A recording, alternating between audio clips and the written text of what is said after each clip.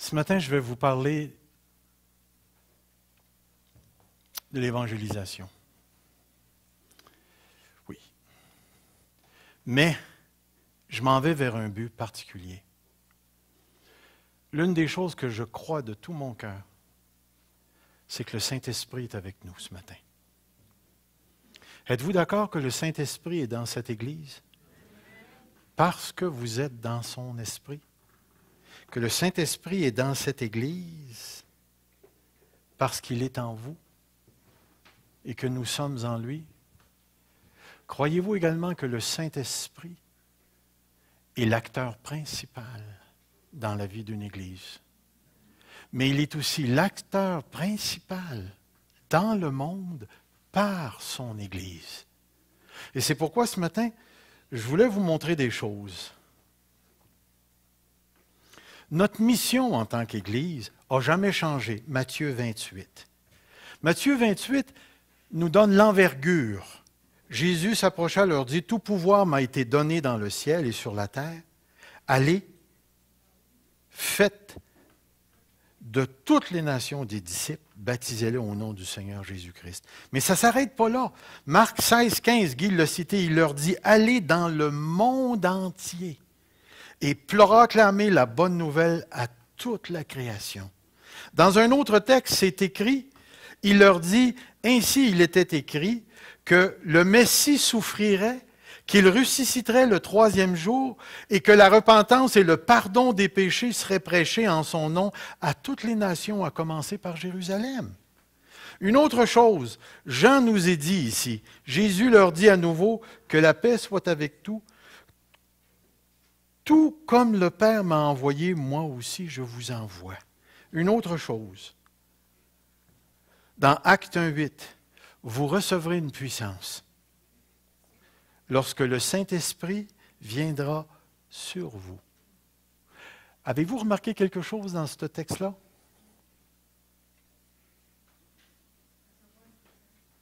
Regardez le petit mot de 3 lettres sur. Ce n'est pas en vous. Pourquoi? On n'y répond pas tout de suite. Et vous serez mes témoins à Jérusalem, dans toute la Judée, dans la Samarie, jusqu'aux extrémités de la terre. Et savez-vous quand ce texte s'est réalisé? À la Pentecôte. Puis quelles sont les deux expressions qui sont utilisées pour décrire la Pentecôte? Les deux expressions, pas les images, les deux expressions. Il y en a 3 en réalité. Est-ce que je vous l'ai dit ou j'attends la fin? Ou je vais attendre à la fin. Pourtant, en faisant des recherches, j'ai trouvé une conférence qui a eu lieu à Lausanne en 2010. Selon l'évangélisation du monde au 21e siècle, au Forum du Mouvement mondial de Lausanne en 2010, l'auteur Paul Esselman peut-être, affirme que nous échouons à accomplir l'ordre de mission dans plusieurs domaines. J'ai trouvé ça intéressant. Regardez ce qu'il dit. La vie véritable vient de la parole de Dieu, d'accord? Oui. Pourtant, tous les peuples ne disposent pas encore, en 2012, en 2010, dans le temps, de la parole de Dieu. C'est intéressant, c'est un phénomène intéressant. Depuis la modernité, il y a encore des peuples qui n'ont pas la Bible dans leur langue. Une autre chose, Dieu nous dit de faire de tous les peuples des disciples. Pourtant, il y a encore des milliers de peuples vers qui nous ne sommes pas encore allés. Des milliers de peuples vers qui nous ne sommes pas encore allés. En 2010. Une autre chose, nous négligeons ceux qui ne peuvent pas voir, entendre ou parler, soit 10% de la population mondiale. Nous ne faisons pas connaître son nom aux rois de notre société, les dirigeants politiques. Il va dire, par conséquent, nous obtenons des statistiques très décourageantes. 22 528 groupes linguistiques n'ont pas personne pour travailler à la traduction de la Bible dans leur langue. Des groupes linguistiques. 2365 groupes ethniques de plus de 5000 personnes n'ont pas un seul missionnaire. 95% des pays du monde ne disposent pas de statistiques indiquant les villages et les quartiers où il y a des églises locales. Il y a encore de la place. 70% du monde a besoin de recevoir le message de l'Évangile. Puis remarquez ce que j'ai mis en noir. De manière orale. Quand il a écrit oral, je me suis mis à réfléchir. Comment les chrétiens, les premiers chrétiens évangélisaient-ils? Est-ce que les lettres avaient tous été écrites? Est-ce qu'ils avaient le Nouveau Testament? Traînaient-ils un gros paquet de parchemins de l'Ancien Testament en dessous de leurs bras? Tout se passait oralement. Puis j'ai resté surpris. 70% du monde sur la terre ne sait pas lire. Pensez-y. C'est impressionnant pour pouvoir réellement le comprendre. Mais nous avons tendance à exercer le ministère avec une approche écrite. Il dit pourtant, lors du premier congrès de Lausanne en 1974, le docteur Ralph Winter nous a expliqué que lorsque le texte biblique mentionne les nations, en réalité, il fait référence aux ethnies, aux peuples. Il a commencé, ainsi que d'autres, à évoquer l'idée d'aboutissement missiologique. Aboutissement missiologique parmi ces peuples. C'est une simple référence à l'accomplissement. Leur idée était que la tâche missionnaire, irréductible et essentielle, consistait à faire des disciples parmi tous les peuples, était une tâche réalisable. En fait, il s'agissait de l'une des seules tâches confiées au peuple de Dieu qui est une dimension réalisable. Lorsque je suis arrivé à Grimby, j'ai commencé à parler du salut du plus grand nombre. De Grimby par amour. D'une église au moins 1000 personnes. Moi, je suis arrivé ici avec un rêve. Et ce rêve-là n'a pas changé. C'est encore là. On est en train d'entrer dans la deuxième étape et le bâtiment est en train de devenir trop petit. On va avoir de la place pour asseoir au gros maximum 280 personnes. Toutes tassées. C'est certain qu'à partir de ce moment-là, on va exiger que vous vous laviez avant de venir. Parce qu'une fois qu'on va être tassé, on va te dégager une odeur extraordinaire évangélique. Mais voyez-vous l'idée? C'est que sans s'en rendre compte, on a déjà entré dans une étape où on a commencé à grandir. Et chaque pas de croissance qu'on va prendre, il y a des nouvelles personnes qui vont entendre parler de l'Évangile. Les besoins commencent à se faire sentir d'une autre manière que lorsqu'on était sur la rue Centre. On a besoin à ce point-ci de plus en plus de personnes qui s'impliquent dans des ministères, dans des choses. Mais on a besoin de plus en plus de personnes qui parlent de Jésus-Christ. Et la chose qui est extraordinaire, c'est que c'est là, c'est nous, c'est à notre portée. Nous sommes ceux que Dieu a choisis, avec toutes nos autres églises sœurs dans la ville de Grimby, pour apporter l'Évangile de Jésus-Christ et avoir un impact. Jeudi passé, ou jeudi au début, le deuxième jeudi de chaque mois, les pasteurs se rassemblent. Puis on était 3 personnes. On était seulement 3 pasteurs cette fois-là. Et puis on a commencé à prier pour les leaders de nos assemblées. Puis une des choses que j'ai sur mon cœur, que je désire, c'est qu'on ne perde pas ce feu. Ce feu, parce que, entre vous et moi, là, je ne me trompe pas, le Québec est en train de prendre une débarque moralement. Êtes-vous d'accord avec moi? Ça s'en va, là. Là, on a accepté le péché d'homosexualité, on s'en va vers l'euthanasie.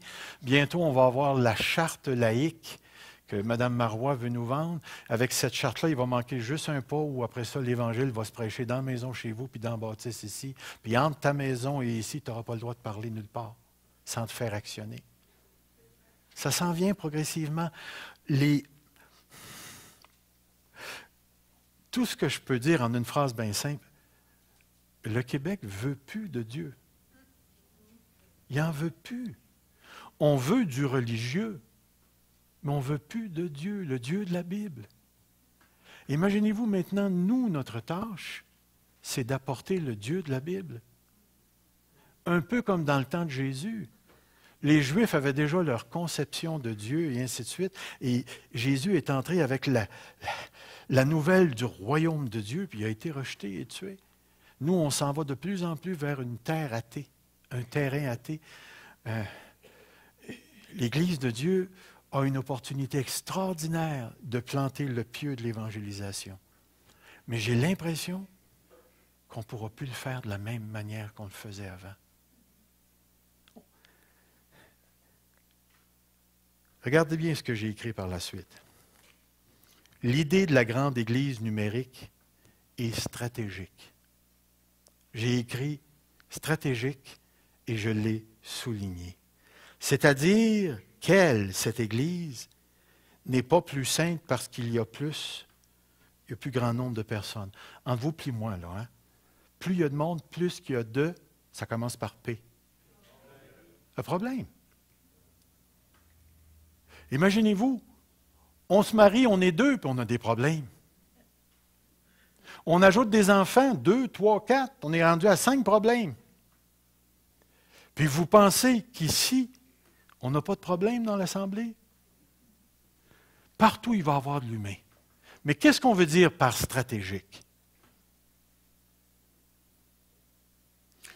C'est-à-dire que présentement, on vit dans une mentalité de centre d'achat.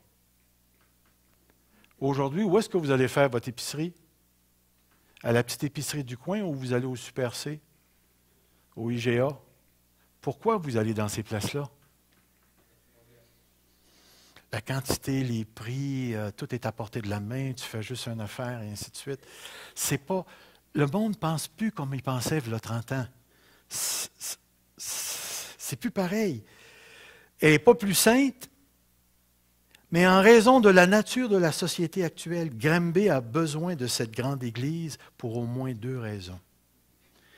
Qu'est-ce que 2000 chrétiens évangéliques sauvés dans la ville de Granby comparativement à 62 000 personnes qui s'en vont en enfer? Puis 2000, là, je ne sais même pas si on est 2000 chrétiens à Granby. Mais tout ce que je sais, c'est que la ville, j'ai entendu dire que la dernière statistique, on est 64 000. Maintenant, si tu rajoutes les autres environs, on monte à peu près à 90-95 000 personnes. Une autre chose, c'est un motif apostolique. C'est-à-dire, car bien que je sois libre à l'égard de tous, je me suis rendu le serviteur de tous afin de gagner le plus grand nombre. Paul voulait voir des milliers, des milliers, des milliers de païens et de juifs se convertir au Seigneur Jésus-Christ. Il a consacré sa vie entièrement à ça. Alors, l'une des choses qu'on va apprendre dans les semaines qui vont suivre, parce que j'ai quelque chose à vous présenter qu'on va commencer à suivre. Si c'est vrai que nous sommes une Église évangélique, c'est-à-dire qui relève de l'Évangile, nous sommes également une Église apostolique, parce que nous nous appuyons sur les écrits des apôtres. Non seulement nous sommes une Église de Jésus-Christ, pour la simple raison que nous qui sommes tous sauvés, nous avons été emmenés ensemble, puis remarquez la parole que je vais utiliser, nous avons été amenés ensemble pour marcher dans la continuité de la mission de Jésus. Marcher dans la continuité de la mission de Jésus. C'est vraiment ce qu'on est appelé à faire en tant qu'Église. Et ça implique plusieurs choses, et on va le voir ici. C'est pourquoi ce matin, j'aimerais mettre un texte devant vous.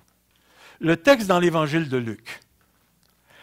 Le chapitre 24. Là, j'ai mis beaucoup de choses parce que j'ai essayé d'en mettre gros sur le texte ou dans le cadre, mais il y a des choses que j'aimerais que vous puissiez saisir dans le texte. Alors, il leur ouvrit l'esprit. Qu'est-ce qu'il veut dire par il leur a ouvert l'esprit? C'est quoi qu'il a ouvert au juste?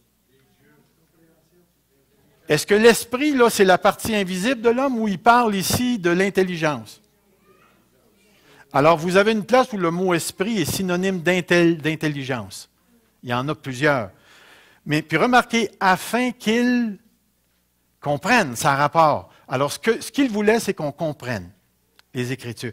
Il leur dit, Ainsi, il est écrit que le Christ souffrirait, qu'il ressusciterait des morts le troisième jour, et que la repentance et le pardon des péchés seraient prêchés en son nom à toutes les nations, à commencer par où? Jérusalem.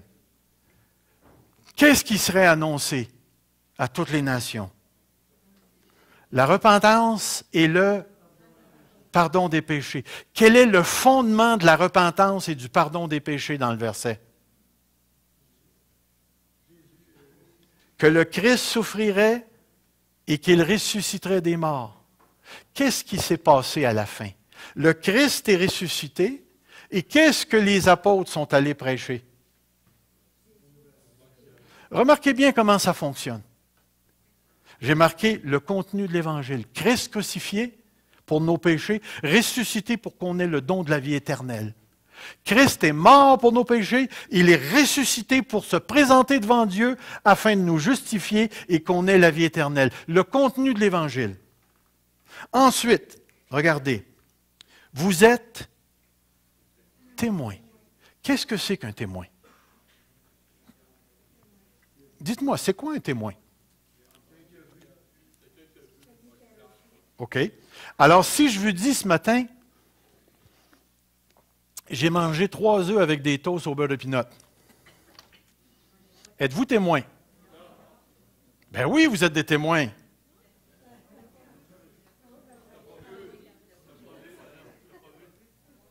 Ben vous êtes témoin de quoi d'abord?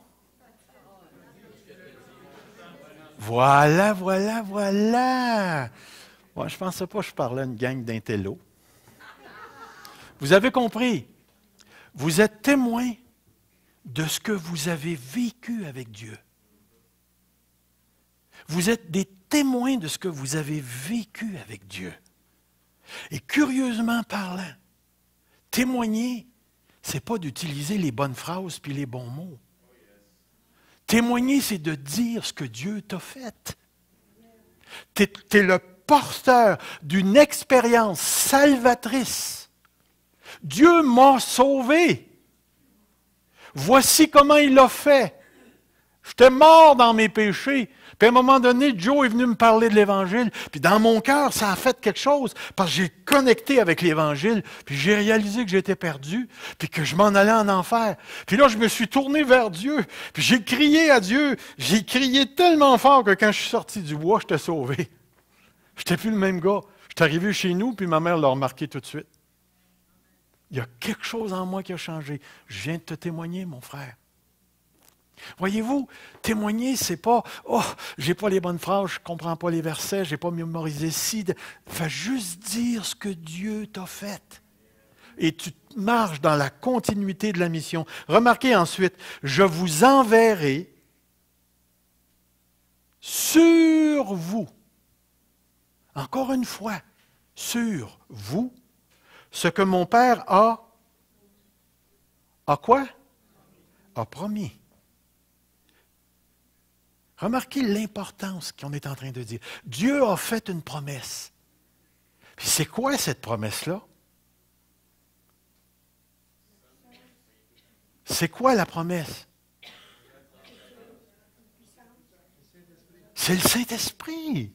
C'est le Saint-Esprit. On va le voir tout à l'heure. Regardez bien. Survenant sur vous, ce que mon Père a promis, mais vous, restez dans la ville jusqu'à ce que vous soyez quoi? Sur vous, revêtus. Sur vous, revêtus. Sur vous, revêtus. C'est intéressant comme concept. Ce n'est pas en vous, revêtus, c'est sur vous, revêtus. Quand tu mets tes bas, t'es mets-tu par en dedans ou t'es mets par-dessus? Si t'es mets par en dedans, il va falloir que tu viennes faire ça un dimanche matin, on n'a jamais vu ça. mais vous voyez l'idée, le concept d'être revêtu. On va aller un petit peu plus loin. Revêtu de quoi? De la puissance d'en haut. Ensuite, regardez. Il les conduit jusque vers Béthanie, ayant levé les mains vers les bénis pendant qu'il les bénissait. Il se sépara d'eux et fut enlevé au ciel. Regardez bien l'autre texte. Je suis dans Acte 4, 1, 4. Comme il se trouvait avec eux, il leur recommanda de ne pas s'éloigner de où?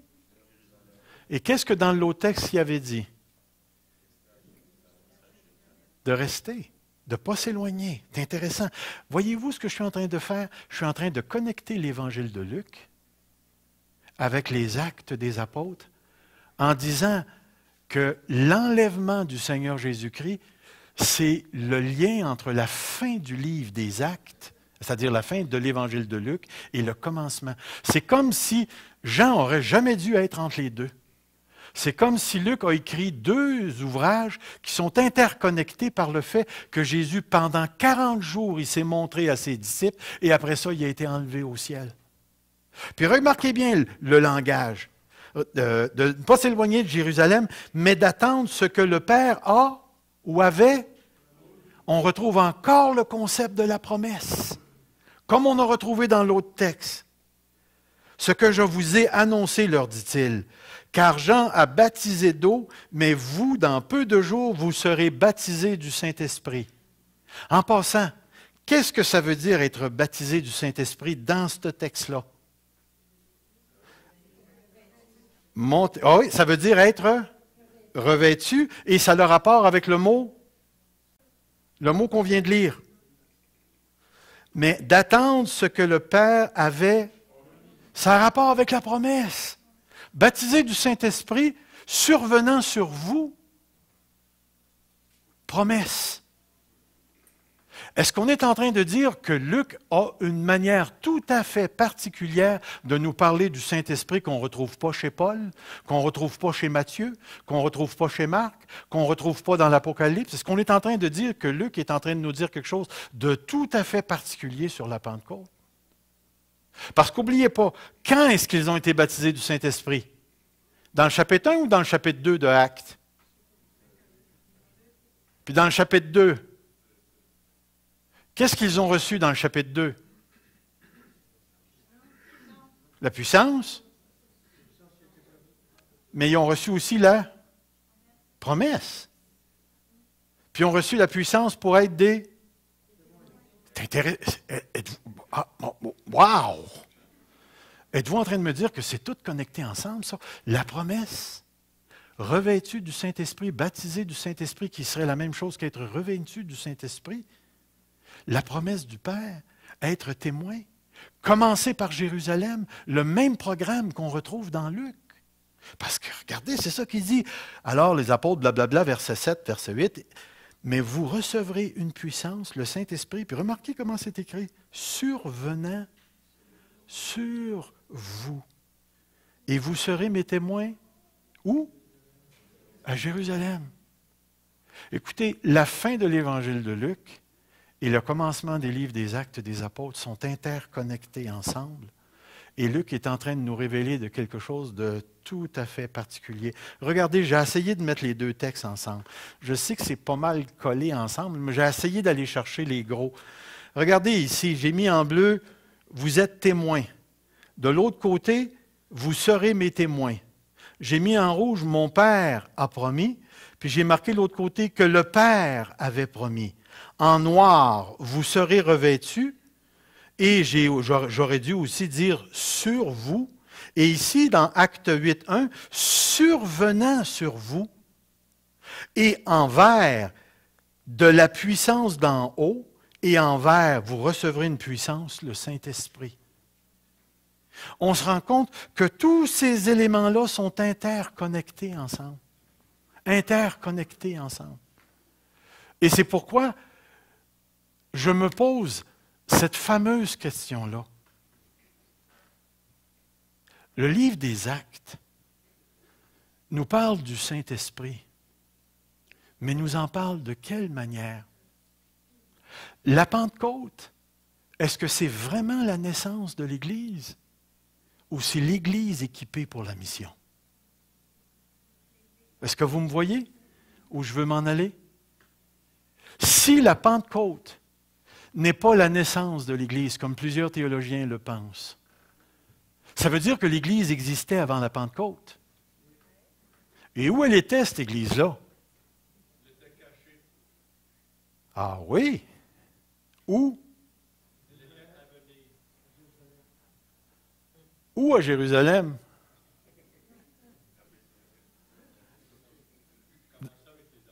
Dans un petit cochon où il y en avait combien? Mais ça a-tu commencé avant ça? À quel moment est-ce que les apôtres ont goûté à la puissance du Saint-Esprit? Il y a là, mais ils ont-tu goûté avant ça? Où Jésus les a envoyés deux par deux, puis il leur a dit quoi? Prêchez la bonne nouvelle du royaume, guérissez les malades et chassez les démons. C'est intéressant. Qu'est-ce que Jésus a fait dans l'Évangile de Luc? Il a prêché le royaume, il a guéri les malades, il a chassé les démons. Qu'est-ce qu'on retrouve dans le ministère des apôtres? Prêcher le royaume, guérir les malades, chasser les démons. Avez-vous remarqué une chose qui est très intéressante? Le dernier chapitre du livre des Actes des apôtres,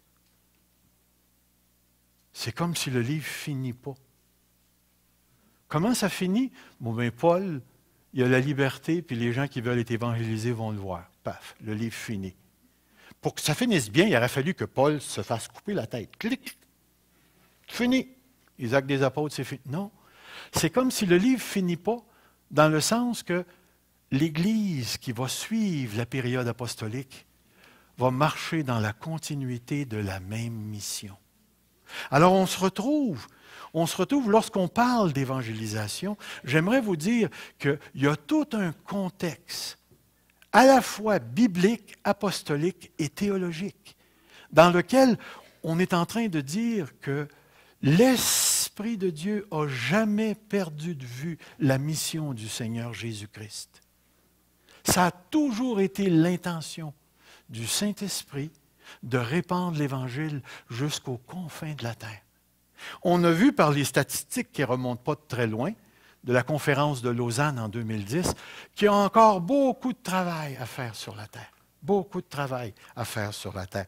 Et c'est pourquoi je vais tirer ces conclusions aussi. Ces deux textes parlent de la promesse. Cette promesse de l'Esprit vient sur les disciples. Cette promesse de l'Esprit a pour but, et là j'ai utilisé un beau mot, empouvoirer. Cherchez-le pas dans le dictionnaire. Ça n'existe pas. J'avais le choix entre inventer le mot empouvoirer ou le mot empuissancer. Puis j'ai pensé que si j'utilisais le mot empuissancer, vous étiez pour rire. Fait que j'ai décidé d'utiliser empouvoirer. Traduction littérale du mot anglais empower. To be empowered, to be revêtu d'une puissance telle que nous accomplissons ce pourquoi nous avons été appelés. Comprenez ce que je vais dire maintenant. La promesse, c'est que l'Esprit de Dieu survient pour apporter l'Évangile. Pour apporter l'Évangile. Qu'est-ce que vous pensez qui se passe dans les réveils? Dieu descend, les chrétiens sont touchés, ça se met à parler. Ça se met à parler. J'ai encore d'autres choses. Le but de l'empouvoirment est d'être les témoins. Revêtus du Saint-Esprit, vous serez mes témoins. Revêtus du Saint-Esprit, vous serez mes témoins. Être un témoin, c'est annoncer à toute l'humanité que Christ souffrirait, qu'il ressusciterait des morts le troisième jour et que la repentance et le pardon des péchés seraient prêchés en son nom. Ce témoignage est programmatique. Jérusalem, Judée, Samarie, le monde. On le retrouve. L'Esprit de Dieu a un programme. Le don du Saint-Esprit dans le livre des Actes des Apôtres est à la fois charismatique et prophétique. Là, je ne vous démontrerai pas cette réalité-là ce matin. Ça va venir dans les semaines qui vont suivre. Mais ce que je veux que nous saisissions ce matin en tant qu'Église,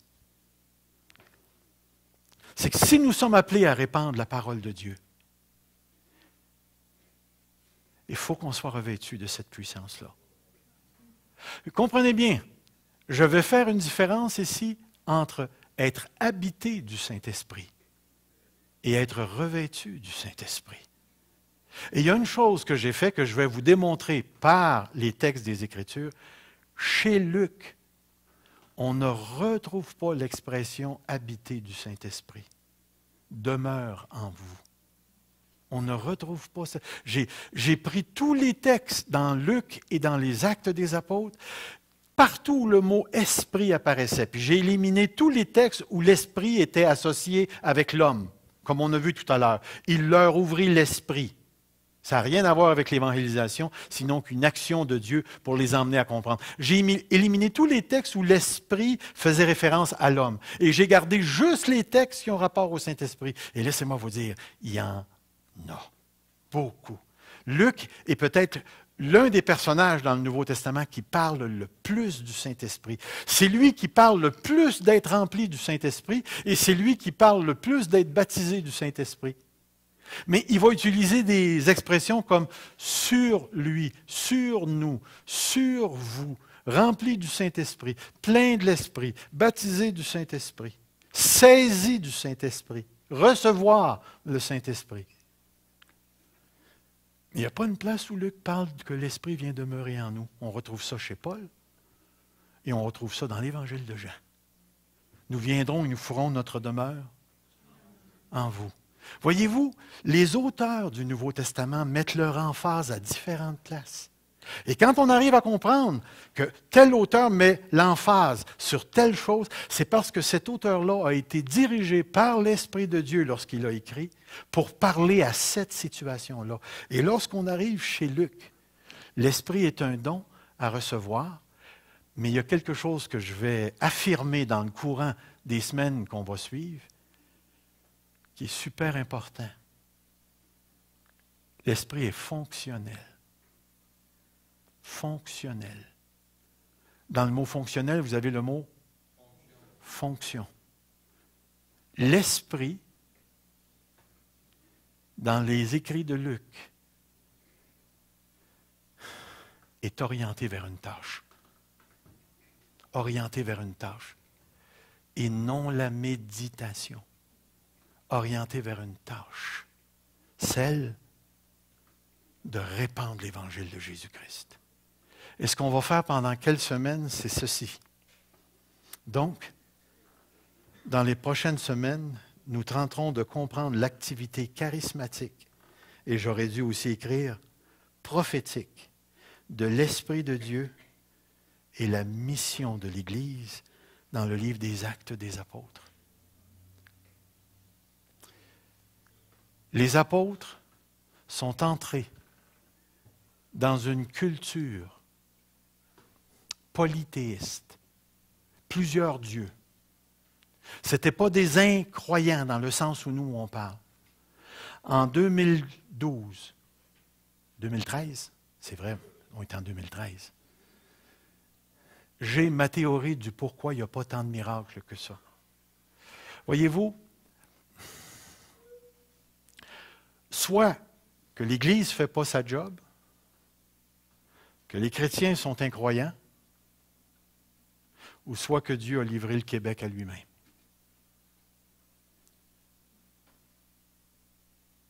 Et ma tendance à moi, c'est de croire de plus en plus que le Québec s'enfonce dans l'incrédulité. Dieu est en train de livrer le Québec à lui-même. Et la chose qui me fait peur, c'est que mes petits-enfants vont avoir énormément de misère à rencontrer Jésus-Christ. Et ce matin, quand j'écoutais la louange, je criais dans mon cœur à Dieu. Et je me disais en moi-même, Seigneur, tu ne peux pas me laisser partir de ce monde sans que j'aie connu au moins un autre mouvement du Saint-Esprit pour les Québécois. Tu ne peux pas laisser l'assemblée de la parole de Dieu s'en aller tout bonnement vers la vieillesse sans qu'elle ait rencontré la puissance du Saint-Esprit pour l'avancement du royaume de Dieu chez les Québécois. Ça ne se peut pas que tu nous aies gardés jusqu'ici pour que tout ce qu'on est, c'est des belles bâtisses. Ça ne se peut pas, Seigneur, que tu nous aies fait rencontrer Jésus-Christ pour laisser le Québec s'en aller en enfer. Et ce qu'on a besoin, c'est fou à dire, on a besoin de tourner dans la chambre haute. Il n'y aura plus jamais de Pentecôte. Laisse-moi dire ça, il n'y aura plus jamais de Pentecôte. Si je t'invitais, vous savez qu'il y a eu un repas là, à cette église à la Saint-Valentin. Si je t'invitais la semaine prochaine à dire, on va remanger, on va manger le même repas que celui de la Saint-Valentin. Même je vais aller plus loin que ça. On va manger le repas de la Saint-Valentin. Vous me diriez quoi? Passez date? Mais si je vous dis ceci, par exemple, on va manger un repas comme celui de la Saint-Valentin. Est-ce que je viens de créer une attente réaliste? On ne revivra jamais la Pentecôte. Mais on peut revivre quelque chose comme la Pentecôte. Un esprit qui descend avec puissance sur les enfants de Dieu pour en faire des témoins auprès d'une société qui ne veut rien savoir de Dieu. La grâce de Dieu est beaucoup plus puissante que l'endurcissement des cœurs. Si Dieu peut ressusciter des morts, il peut ramener des cœurs à l'Évangile. Il peut faire transférer des cœurs du royaume des ténèbres au royaume du Fils de son amour. Mais je crois de plus en plus que l'Église a besoin d'avoir soif et d'avoir faim de la révélation de Dieu. Ce matin, quand on est arrivé, mon frère Pierre, il m'a dit, « Tu ne prêcheras pas matin. Ça va être assez fort. » Moi, ma réponse spontanée, c'était, « Oh, j'aimerais tellement ça. J'aimerais tellement ça. Je serais déjà prêt pour la semaine prochaine. » Mais juste de penser que le Saint-Esprit pourrait descendre sur nous, nous revêtir de telle puissance qu'on ne serait pas capable de ne pas apporter l'Évangile de Jésus-Christ. Puis n'oubliez pas, parce que quand on va définir l'esprit charismatique et prophétique, n'oubliez pas, je vous ai dit, l'Église est une extension de la mission de Jésus-Christ. Comme le Père m'a envoyé dans le monde, je vous envoie. Puis je vous envoie avec quelle puissance? Toute autorité m'a été donnée dans les cieux et sur la terre. Vous recevrez une puissance, celle du Saint-Esprit, survenant sur vous, et vous serez mes témoins. Frères et sœurs, je crois que c'est encore pour nous aujourd'hui. C'est encore pour nous aujourd'hui, et que si on croit, on demande et on crie à Dieu, revêt-nous de cette puissance. Puis de ne pas arrêter de l'achaler, jusqu'à ce qu'il soit écœuré de nous entendre et qu'il nous le donne. Il faut crier à Dieu et crier à Dieu que la puissance de Dieu descende comme à la Pentecôte et que nous soyons revêtus de cette puissance, même si nous sommes habités du Saint-Esprit présentement. C'est le Saint-Esprit qui nous garde dans la foi. Mais être revêtus du Saint-Esprit, je vais vous le démontrer, dans l'Ancien et dans le Nouveau Testament, c'était un moment particulier où l'Esprit descendait pour saisir des gens, pour accomplir la tâche que Dieu voulait que ces gens-là accomplissent. Alors, on s'embarque dans quelque chose qui va être très exigeant pour nous en tant qu'Église. Croyez-vous qu'on peut encore aujourd'hui, en 2013, à l'Assemblée de la parole de Dieu, être saisi par le Saint-Esprit pour emmener Granby au ciel? Là, en dedans, ça me dit, qu'est-ce que tu es en train de dire là, mon espèce? Tu le crois-tu? Puis je vous dirais, en dedans, ça tremble. Ça tremble parce que je n'ai pas connu ça. Ce que c'est que d'être saisi du Saint-Esprit pour être un témoin. L'Esprit a descendu sur moi, mais être saisi pour être un témoin. Pourtant, j'ai témoigné, mais j'ai témoigné tellement avec ma tête, avec la connaissance que Dieu me donne. Mais maintenant, être témoin, parce que la puissance de Dieu est sur moi, et que je vais être capable de prêcher le royaume, de guérir des malades, de chasser des démons. Ça, je veux connaître ça. Puis je ne veux pas le connaître juste parce que ça va être une super de belle expérience. Youpi! Je veux le connaître parce qu'il y a 62 000 personnes autour de moi qui ne connaissent pas Jésus-Christ comme leur sauveur. Et ça me dérange. Ça me dérange beaucoup. Que Dieu m'écoute ce matin. Seigneur, fais de l'assemblée de la parole de Dieu un lieu rempli de la puissance de Dieu. Qu'on puisse voir la guérison des cœurs, Seigneur, qui sont enchaînés par le diable. Viens libérer notre assemblée pour qu'on soit capable de voir les cœurs, pour prêcher la puissance de Dieu aux cœurs qui sont torturés, qui sont retenus, Seigneur, dans toutes sortes de maladies, de dépression, de découragement, d'angoisse, de bipolarité, de schizophrénie. Seigneur, viens faire une œuvre pour que les cœurs soient libérés et que les corps soient guéris. Mais par-dessus toute autre chose, Seigneur, viens faire une œuvre pour que le salut des âmes s'accomplisse avec puissance.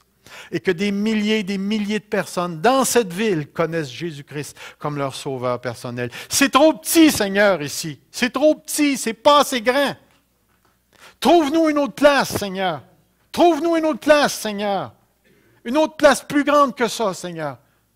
Trouve-nous une autre place pour que l'assemblée de Dieu dans toute cette ville puisse se rencontrer avec la puissance de Dieu.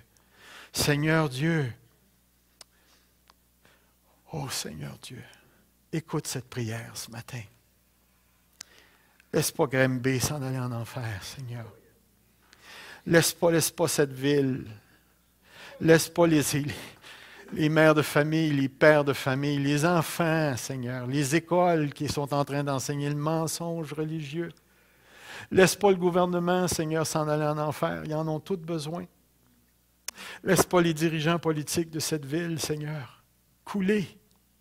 Laisse pas les pères de famille, les démunis dans la rue. Laisse-les pas, Seigneur, sans l'évangile de Jésus-Christ. Seigneur Jésus, que ce lieu devienne un lieu du salut. Que cette Église devienne une Église du salut. Je sais que c'est toi qui sauves, mais tu as choisi de sauver à travers les disciples, Seigneur. Ô Père éternel, tu sais comment on a peur. On a peur de parler, on a peur de déranger. Viens nous remplir du Saint-Esprit. Viens nous remplir du Saint-Esprit pour qu'on soit animés de cette puissance pour apporter l'Évangile aux sourds, aux aveugles, aux handicapés, aux personnes âgées, aux jeunes familles. Viens, Seigneur, descends sur cette assemblée. Quand on aura fini, viens nous chercher, mais pas avant, Seigneur. Seigneur Jésus, fais quelque chose que nos yeux n'ont pas encore vu. Remplis cette assemblée de la puissance du Saint-Esprit pour être des témoins. Remplis-nous, Jésus. Viens, Seigneur Jésus. Dépasse les cadres de nos théologies. Dépasse les cadres de nos peurs, de nos émotions. Dépasse les murs de cette assemblée, Seigneur. Ouvre-nous la bouche pour la gloire du Père à travers le Fils. Merci, Jésus. Que ton nom soit béni. Amen. Amen. Que Dieu nous prépare pour la semaine prochaine.